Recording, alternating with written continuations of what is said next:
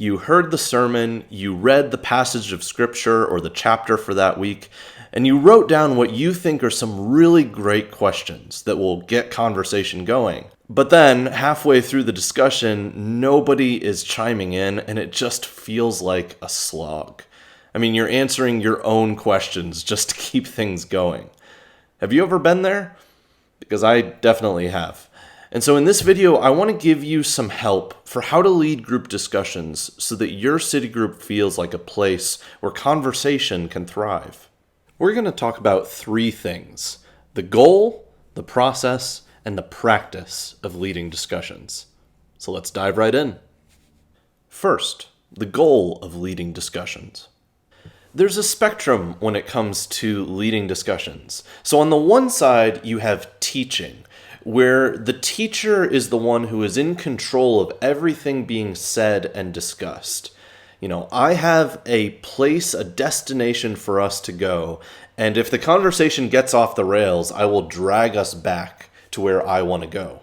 On the other side, you have facilitating, in which the facilitator is really just managing the discussion and keeping things civil. They don't have a particular direction in mind for the conversation to go. Anything goes, just as long as we keep it polite. I think that our goal as city group leaders should be to find a third way in between, what I'll simply call leading.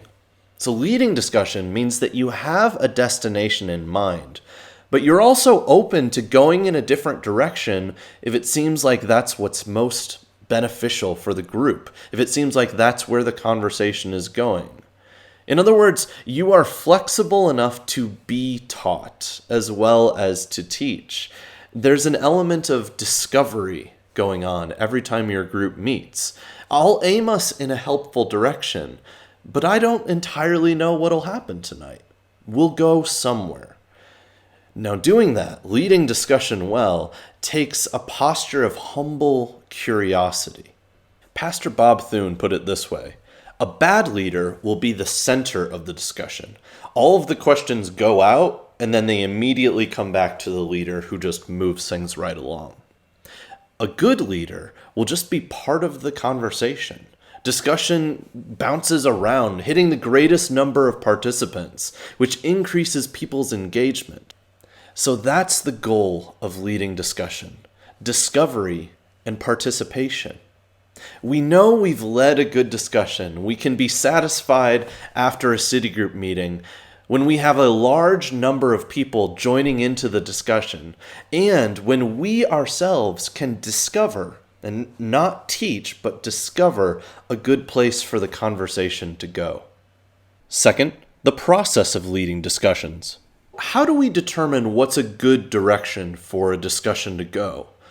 How do we know if we've landed somewhere helpful, if our group members are walking away having been changed, if we've talked about all that we need to talk about with any given passage of scripture or sermon or chapter of a book? There's an incredibly helpful tool from the world of education that you might already be familiar with if you use my sermon discussion questions. It's called SOAR, and it's an acronym that means survey, observe, analyze, and respond. These are 4 types of questions that will drive a discussion in a helpful direction. So here's how it works. You start with a survey question. This is just something to get the groundwork laid, just a quick big picture question like, what was the big idea of the sermon? Or what was your main takeaway from this chapter of the book? A survey question also focuses the discussion. It's a lot harder to go on a tangent when everyone generally knows what we're talking about. Next, observation questions. In order to get somewhere in a conversation, we have to understand what we're talking about. From the definition of words to historical facts to the meaning of a metaphor. Questions like, what do you know about Nicodemus? Or what do you think James means by the word justified? How do you understand Jesus' statement in verse 12? Now, honestly, observation is hard for many people. We want to jump right into analysis and opinion. But it's worthwhile to spend some time here. Now, we don't want to linger just asking these basic knowledge questions until everyone's eyes glaze over, but we do want to make sure that our discussion is grounded in understanding. Then we move to analysis questions. And here we ask questions that go deeper. What do you think? How does this fit with that? Why is it that... And now these questions often overlap significantly with observation, and they work really well as follow-up questions, just digging deeper into a given topic. We can ask open-ended questions that begin with the words how and why, or we can ask hypotheticals. What do you think would have happened if David had killed Saul when he had the chance? The goal of analysis is to move from mere understanding to critical thinking and a bigger worldview, fitting pieces together. Finally, response questions. If our discussions land anywhere, they should land here, because this is where we apply the conversation to our own lives for the purpose of practical change. How is my life going to be different tomorrow based on what we discussed tonight? So this is where we take all of the big picture ideas, all of the understanding, all of the critical thinking, and we make it personal. A good place for any discussion to land, regardless of what you're talking about, is how will this topic help me love God and love others better? So that's SOAR.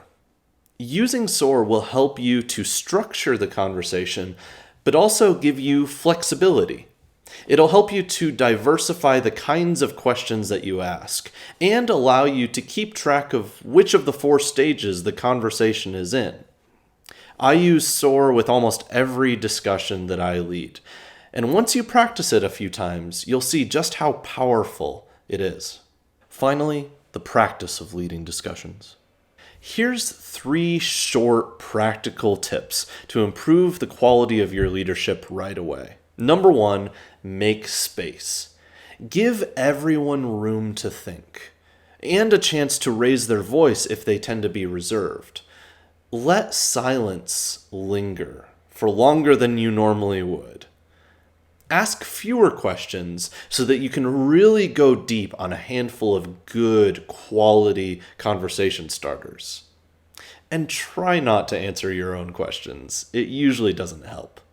Second, redirect.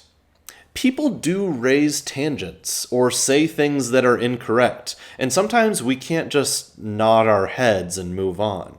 Discussions are not free-for-alls where anyone can say anything and anything you say is okay. No, we are leaders. Sometimes we need to take the reins of the conversation and say, that sounds a little off topic, so let's move in a different direction. Or maybe we can circle back to that after group, but I want to make sure that we have time to answer this question. It may feel really uncomfortable for you to step in like that, but if your group has a foundation of trust and respect, then they will appreciate your leadership in guiding the discussion back to a helpful place.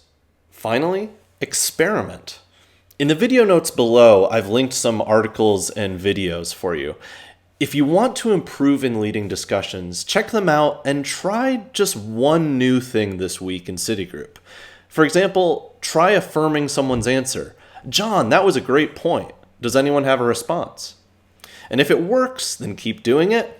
If it doesn't, try something else. Odds are, over time, your group will notice an improvement, but they won't know exactly what's changed. I hope this helps, leaders. Let me know if you have any other thoughts or questions about how to lead discussions. Here's a question for you to ponder right now. And notice, this is a response question. Is there anything after watching this video that I want to change about the way that I lead discussions? See you next time.